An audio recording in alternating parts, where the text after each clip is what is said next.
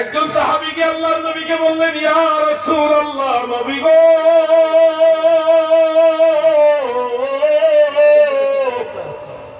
ওগো আল্লাহর নবী, কিছু লোক আপনার সাথে দেখা করতে আসছে, আমরা তাদেরকে কি আপনার কাছে নিয়ে আসবো নাকি পাহাড়ের পাদদেশে ছায়া পড়েছে, সেই ছায়ার মধ্যে বসতে দিব?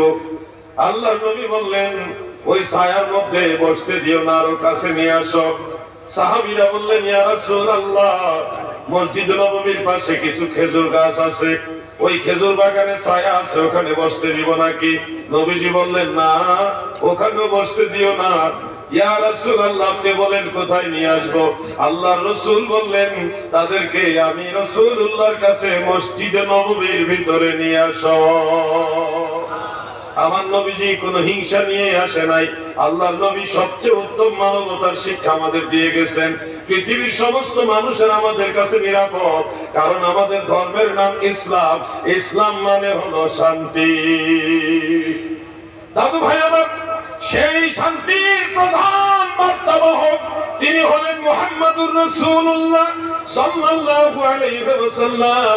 সেই নবীর উম্মত, সেই নবীর আদর্শ ধারণ করে আমরা পৃথিবীতে বেঁচে আছি, বেঁচে থাকবো ইনশাআল্লাহ। আজ না হয় কাল আমরা চলে যাব, ঈমান নিয়ে কবরে যাব, নবীর উম্মত হয়ে যাব। এই জন্যই তো আমি আপনাদেরকে সতর্কতার জন্য বলি, আজ না তো যাবি কাল, কত হলো কত কাল, শিওরে আসিলেন কাল, কি হবে তোর উপায়, কে যাবি সে চল না যায়, সুসময় বয়ে যায়, দরশীতে নবী বরে সোনার সেই মদিনায়, কে যাবি সে চল না যায়। আল্লাহুম্মা সাল্লি আলা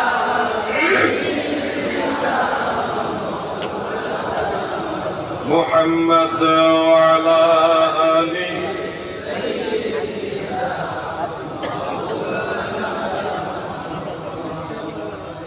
আমরা আমাদের নবীজিকে ভালোবাসি, যার কারণে নবী করিম সাল্লাল্লাহু আলাইহি সাল্লামের ব্যাপারে সর্বোচ্চ সতর্কতা অবলম্বন করি। নবীজির সম্মান তাআযীমের বিষয়টা গুরুত্ব দেই। বুখারী শরীফের মধ্যে একটা riwayat উল্লেখ রয়েছে, একজন বলছে যে আমি কিসরা কায়সার গিয়েছি, পৃথিবীর অনেক রাজা বাদশার দরবারে গিয়েছি, কিন্তু আল্লাহ রাসূল হযরত মুহাম্মদ মুস্তাফা সাল্লাল্লাহু আলাইহি ওয়াসাল্লামের দরবারে তার অনুসারীরা যেইভাবে তাজিম প্রদর্শন করে, সম্মান প্রদর্শন করে, এইভাবে তাজিম সম্মান প্রদর্শন করতে আমি পৃথিবীর কোন রাজা বাদশার দরবারে দেখিনি। সুবহানাল্লাহ বলেন। কারণ হলো আল্লাহর নবী যখন থুতু মুবারক ফেলতে চাইতেন, আমার নবী সাহাবারা গাছের পাতার মতো এইভাবে হাত বিছায়া দিতেন। হাত বিছায়া দেওয়ার উদ্দেশ্য হলো আল্লাহ রাসূলের থুতু মুবারক যার হাতের মধ্যে যে পড়তো, সেই থুতু মুবারক বরকতান মাথায় মুখে মুখে মালিশ করত। আর এটা জেনে রাখুন, আল্লাহ রাসূলের থুতু মুবারকের মাঝে মিশক আম্বরের চেয়ে আরো সুন্দর ঘ্রাণ ছিল। অনেক সাহাবীরা বলতেন, শামাইলের কিতাবগুলির মধ্যে উল্লেখ যে আল্লাহ রাসূলের চেহারার মধ্যে, চেহারা মুবারকের মধ্যে তাকাতাম, রাত্রে বেলায় আকাশের পূর্ণিমার চাঁদের দিকে তাকাতাম, আরেক দিকে আল্লাহ রাসূলের চেহারা মুবারকের দিকে তাকাতাম, কিন্তু আমরা দেখতাম চাঁদের চেয়েও আরো সুন্দর আমার দয়াল নবী।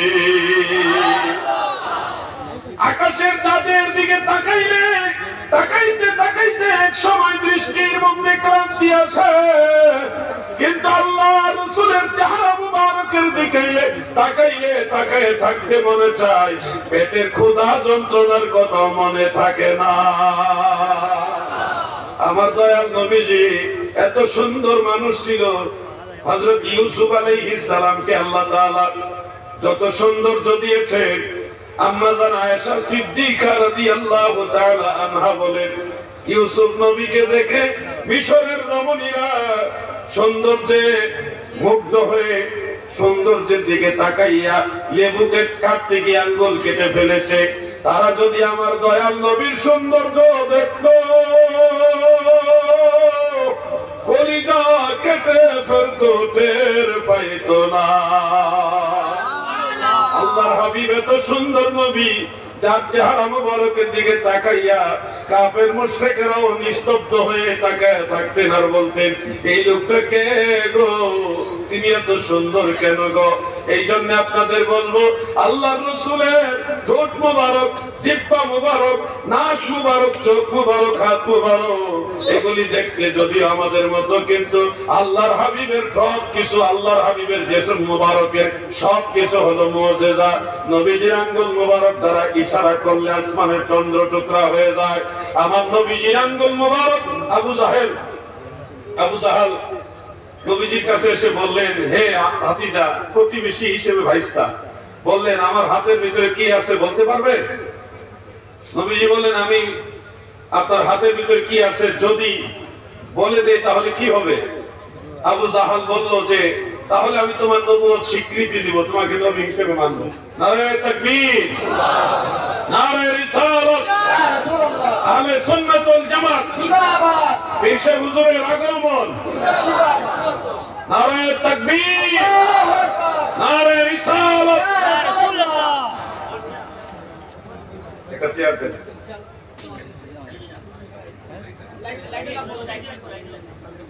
ধীরে ধীরে একটু জিকির করেন, লা ইলাহা ইল্লাল্লাহ, মুহাম্মাদুর লা ইলাহা ইল্লাল্লাহ, হাসবি রাব্বি জাল্লাল্লাহ, মাফি কলবি খায়রুল্লাহ, ওর নূর মুহাম্মদ সাল্লাল্লাহ, লা ইলাহা ইল্লাল্লাহ, জোরে লা ইলাহা ইল্লাল্লাহ,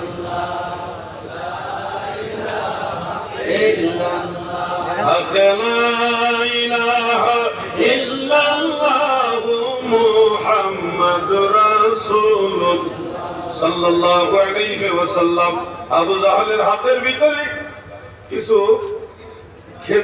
খেজুরের বীজ হাতের মধ্যে নিয়ে এসে বলতেছে, বলো তো আমার হাতের ভিতরে কি? আল্লাহ রাসূল বলে, যদি বলি তাহলে কি হবে? যে তুমি বলতে পারলে আমি তোমাকে নবী হিসেবে মানব। আল্লাহর রাসূল সাল্লাল্লাহু আলাইহি সাল্লাম বললেন, হে আবু জাহাল, আমি বলবো যে হাতের ভিতরে কি আছে, নাকি আপনার হাতের ভিতরে যা আছে সেগুলি বলে দিবে আমি আল্লাহর রাসূল, কোনটা আপনি চান? আবু জাহাল ধরে নিল খেজুরের বীজ, আর খেজুর তো কখনই কথা বলবে না, এটা তো অসম্ভব। তখন তিনি বলে, ঠিক আছে, আমার হাতের ভিতরে যেগুলো আছে এগুলো যদি বলে তুমি আল্লাহর নবী তাহলে মানবো। এখন আবু জাহালের হাতের ভিতর থেকে কালেমার আওয়াজ আসতেছে, আশহাদু আল্লা ইলাহা ইল্লাল্লাহ ওয়া আশহাদু আন্না মুহাম্মাদান আবদুহু ওয়া রাসূলুহু। কালেমার আওয়াজ হাতের ভিতর থেকে আসে। আবু জাহেল এইগুলি হাত থেকে ঝেড়ে ফেলে দিয়ে বলতেছে, মুহাম্মদের জাদু আমার হাতের ভিতরে গিয়ে ঢুকে গেছে। নাউযুবিল্লাহ। আল্লাহর হাবিব রাহমাতুল লিল আলামিন বললেন, আপনি তো স্বীকৃতি দিয়েছেন যে ঈমান আনবেন, এখন কেন জাদু বলছেন? আবু জাহেল তখন শর্ত দিল, আকাশের চন্দ্র যদি দুই টুকরা করে দিতে পারো তাহলে বিশ্বাস করব তুমি আল্লাহর নবী। সেই জাবালে আবু কুবাইস পর্বতের মধ্যে, সাফা পাহাড়ের পাশে জাবালে আবু কুবাইস, সেই পাহাড়ের উপরে আমার দয়াল নবী উঠলেন, আকাশের দিকে চন্দ্রকে ইঙ্গিত করে বললেন, চন্দ্র রে, আল্লাহর হুকুমে দুই টুকরা হয়ে যাও। আল্লাহ রাসূলের আঙ্গুল মুবারকের ইশারায় আকাশের চন্দ্র যখন দুই টুকরা হয়ে গেল, আবু জাহাল তখন বলল, মুহাম্মদের জাদুর কত পাহাড়, কত পাওয়ার, যে আকাশের চাঁদের মধ্যে গিয়ে জাদু লেগে গেছে। নাউযুবিল্লাহ বলেন। কথাটা বলার উদ্দেশ্য হলো, আমার নবীজির আঙ্গুল মুবারকের মর্যাদা কত বড়, যে নবীজির আঙ্গুল মুবারকের ইশারায় আসমানে চন্দ্র টুকরা হয়। পৃথিবীর এই গোটা দুনিয়াতে কে আছে যে আল্লাহ রাসূল সাল্লাল্লাহু আলাইহি ওয়াসাল্লামের আঙ্গুল মুবারকের মতো আরেকটা আঙ্গুল এনে দেখাতে পারবে? আমার নবীজি বলেন, আমি দালাইলুন নবুওয়াতির বাইহাকির মধ্যে দেখেছি হাদিসটা উল্লেখ ইমাম বাইহাকি হযরত আয়েশা রাদিয়াল্লাহু তাআলা আনহা থেকে উল্লেখ করেছেন। আম্মা জান আয়েশা বলেন, আমার নবীজি এমন এক নবী ছিলেন যিনি দিনের বেলায় দিনের আলোতে যেমন দেখতেন রাতের গভীর অন্ধকারে আরো ভালো দেখতেন। সুবহানাল্লাহ। এমন একজন ব্যক্তি আমাকে দেখাও যে আল্লাহ রাসূল সাল্লাল্লাহু আলাইহি সাল্লাম যেরকম দিনের আলোতে দেখতেন রাতের অন্ধকারে সেরকম দেখতেন, এরকম মানুষ পাওয়া যাবে? এটা আল্লাহ রাসূলের মুজিজা। আমার নবীজি তাকাইলে সামনে যেমন দেখতেন পিছনে তেমনই দেখতেন, ডানেও তেমন দেখতেন, বামেও তেমন দেখতেন। আমরা যারা দেখি সামনে দেখি তাও যতটুকু যাকে ইন্ডিকেট করি তাকেই দেখি, সামনে সবকিছু আমরা ভালোভাবে দেখি না। কিন্তু আল্লাহ রাসূল বলে সামনে যেমন দেখি পিছনে তেমনই দেখি, ডানে বামে সবকিছু আল্লাহ তাআলা নবীজির সামনে জাহির করে দিয়েছে, প্রকাশ করে দিয়েছে। সুবহানাল্লাহ বলে আমার দাদু ভাইয়েরা গো, এই জন্য আমার নবীজি নবীদের মধ্যেও শ্রেষ্ঠ, মানুষের মধ্যেও অতুলনীয়, বেমিসাল বেনজির বাশার। যদি আপনারা বলেন আল্লাহর নবী মানুষ, আমাদের মতোই মানুষ কিছু ভাইয়েরা আছে আমাদের মাঝে, মুসলমানদের মাঝে কিছু বিপদগামী লোক আছে যারা আল্লাহ রাসূলকে আমাদের মতোই সাধারণ মানুষ মনে করে। আমি সেই ভাইদেরকে বলছি, ভাই কোরআন পড়ো, কিন্তু কোরআন তুমি তোমার মতো বুঝলে হবে না। আল্লাহ রাসূল এবং সাহাবায়ে কেরাম যেভাবে কোরআন বুঝেছে আপনাকে ওইভাবে বুঝতে হবে, নিজের মতো করে কোরআন বুঝতে হবে না। যেমন কোরআনুল কারীমের একটা আয়াতে কারিমা রয়েছে সূরা কাহাফের 110 নম্বর আয়াত এবং সূরা হামিম সাজদার 6 নম্বর আয়াত। সেখানে আল্লাহ তাআলা বলেছেন, আমার সাথে তেলাওয়াত করুন, বিসমিল্লাহির রাহমানির রাহিম কুল ইন্নামা আনা বাশারুম মিসলুকুম ইউহা ইলাইয়া আন্নামা ইলাহুকুম ইলাহুন ওয়াহিদ। নবী গো,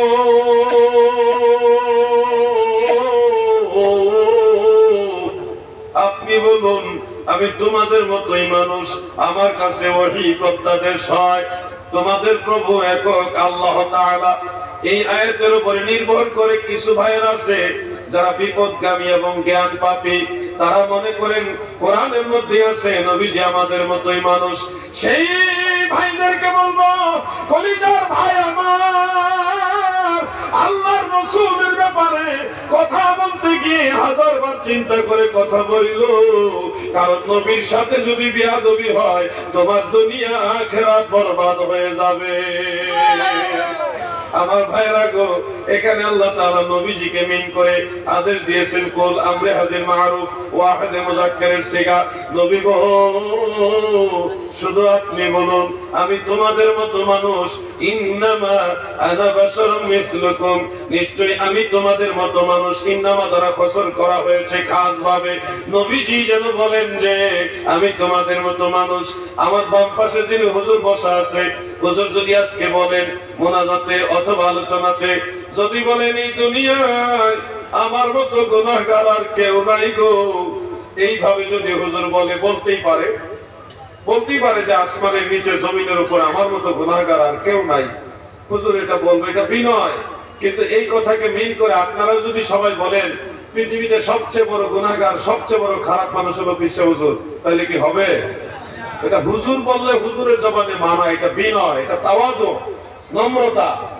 যে কোনো বড় আলেম বললে ওনার জবানে এটা মানাবে, কিন্তু সবাই যদি বলাবলি করে তখন এটা মানাবে না। যার কথা তার মুখে মানায়। হযরত আদম দোয়া করেছেন, রব্বানা যালামনা আনফুসানা ওয়া ইন লাম তাগফির লানা ওয়া তারহামনা লানাকুনান্না মিনাল খাসিরিন। হযরত আদম নবী দোয়া করেছে, রব্বানা যালামনা, ওগো আমার রব আমরা জুলুম করেছি। তো জুলুম যিনি করে তাকে কি বলা হয়? জালিম বলা হয়। এখন আদম নবী তিনি বললেন রব্বানা যালামনা, এটা আদম আলাইহিস সালামের জবানে শোভা পেয়েছে। আপনারাও যদি এখন বলেন হযরত আদম আলাইহিস সালাম জালিম ছিল, তাহলে কিন্তু ঈমানই থাকবে না। তাহলে কথাটা উনি বলেছেন সত্য, ওনার মুখেই কথাটা মানায়, আদম নবীর মুখে এটা মানায়। আপনিও যদি নিজের পক্ষ থেকে আল্লাহর উদ্দেশ্যে এটা বলেন তাহলে আপনার মুখে মানাবে।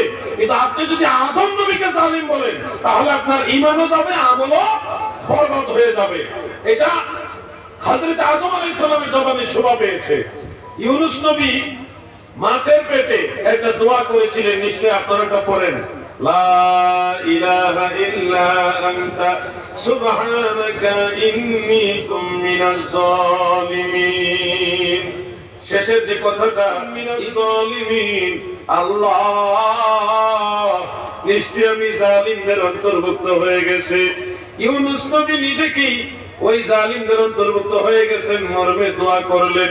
এখন এই আয়াতে কারিমাকে দলিল হিসেবে উল্লেখ করে আপনারাও যদি বলেন আল্লাহর নবী ইউনূস আলাইহিস সালাম জালিম ছিলেন, বলেন তো এটা কি বলা ঠিক হবে কিনা? কোনোদিনও ঠিক হবে না। বরং আমরা যদি আল্লাহর নবী কোন একজন নবীকে জালিম বলি, আমাদের ঈমান থাকবে না, ঈমান চলে যাবে। ইউনূস নবীর জবান এটা মানায়। আমরাও যদি আমাদের নিজেদের পক্ষ থেকে মহান আল্লাহ তাআলার উদ্দেশ্যে এটা বলি তাও ঠিক আছে, কিন্তু আমরা যদি কোন নবীকে জালিম বলি তাহলে আমাদের ঈমান থাকবে না। দাদু আল্লাহ রাসূল সাল্লাল্লাহু আলাইহি সাল্লাম বিনয় নম্রতা প্রকাশের জন্য বলেছিলেন, ইন্নামা আনা বাশারুম মিসলুকুম। এই যে আনা বাশারুম মিসলুকুমের তাফসীর করেছেন রাইসুল মুফাসসিরিন হযরত আব্দুল্লাহ ইবনে আব্বাস রাদিয়াল্লাহু তাআলা আনহুমা এবং হযরত হাসান বসরি রাহমাতুল্লাহ আলাইহি। এই দুইজনের তাফসীর উল্লেখ করেছে তাফসীরে খাজে এবং তাফসীরে বাগাবীর মধ্যে। তাফসীরে কবীরের মধ্যে সূরা হামিম সাজদা এর 110 নম্বর আয়াতের তাফসীর, আর সূরা কাহাফের 110 নম্বর আয়াতের তাফসীর, আর সূরা হামিম সাজদা 6 নম্বর আয়াতের তাফসীরের মধ্যে উল্লেখ যে আল্লাহ রাসূল বলেছিলেন আনা বাশারুম মিসলুকুম। এটা ছিল লিতাওয়াদু, বিনয়ের জন্য, নম্রতা প্রকাশের জন্য। হাকিকতান নবীজি আমাদের মতই বা আমরা নবীর মতই ওটা বোঝানোর জন্য নয়। হাকিকতান আল্লাহ রাসূল সাল্লাল্লাহু আলাইহি সাল্লাম কি সেটা অবস্থান নবীজি নিজেই বলেছেন যে লাস্তু কাহাদিকুম। অন্য হাদিসে আছে লাস্তু কাহাদি মিনকুম। কোন কোন হাদিসে বুখারী মুসলিম আছে আইয়ুকুম মিসলি। সুবহানাল্লাহ বলুন। আল্লাহর হাবিব বলেন আমি তোমাদের মতো নই। তোমরা কে আছো আমার মতো? আমি তোমাদের মধ্যে হতে কারো মতো নই। বারবার বারবার আল্লাহ রাসূল এই কথাগুলি বলে গেছেন। আমি আপনাদেরকে আরেকটা কথা জিজ্ঞাসা করি, গতকাল বলেছিলাম আজকেও বলে দিচ্ছি। রাসূল সাল্লাল্লাহু আলাইহি সাল্লাম সম্পর্কে আমাদের আকীদা, তিনি বেমিসাল বেনজির বাশার। নবীজির বাশারিয়াতকে আমরা অস্বীকার করি না, বরং আকায়েদের কিতাবে নবীজির বাশারিয়াতের কথা স্পষ্ট উল্লেখ রয়েছে। যে কোনো আকায়েদের কিতাবে এটা পাবেন, ফতোয়া আলমগীর সহ অনেক ফতোয়ার কিতাবে এটা আছে। নবীজির বাশারিয়াতকে আমরা অস্বীকার করি না, কিন্তু আমরা নবী করিম সাল্লাল্লাহু আলাইহি ওয়াসাল্লামের বাশারিয়াতকে আমাদের মতোই মনে করি না। তিনি বেমিসাল বেনজির এবং আল্লাহর নূর। সুবহানাল্লাহ বলুন। বন্ধুরা বলবেন কোরআনে আছে নবীজি বাশার, হাল কুনতু ইল্লা বাশারার রাসূলা ইন্নামা আনা বাশারুম মিসলুকুম। তা সত্ত্বেও কেন নবীজিকে আমাদের মতো মানুষ বলি না? বললেন না। আমি তখন বলবো ভাই অনেক সত্য কথা বারবার বললে এটা আদবের মধ্যে পড়ে না, এটা বারবার বলা উচিত না। তার উদাহরণ হিসেবে আমি বলবো আপনাদের মা আছে কিনা? মা আওয়াজে বোঝা যায় মা নাই? বাড়িতে গিয়ে যদি বলেন মা দরজা খুলেন আমি আসছি, মা নিশ্চয়ই দরজা খুলে দিবে, খাবার চাইলে খাবার দিবে, যেটা সহযোগিতা চাবেন মা সহযোগিতা করবে। কিন্তু আপনি মাকে যদি মা না বলে একটু ঘোরায় বলেন আব্বার স্ত্রী, আব্বার স্ত্রী দরজা খুলেন, বলেন মা কি খুশি হবে? কথা তো ভুল না, আপনার মা আপনার আব্বার স্ত্রী কথা ঠিক, কিন্তু আপনার জবানে এইভাবে বললে এটা মা ভালো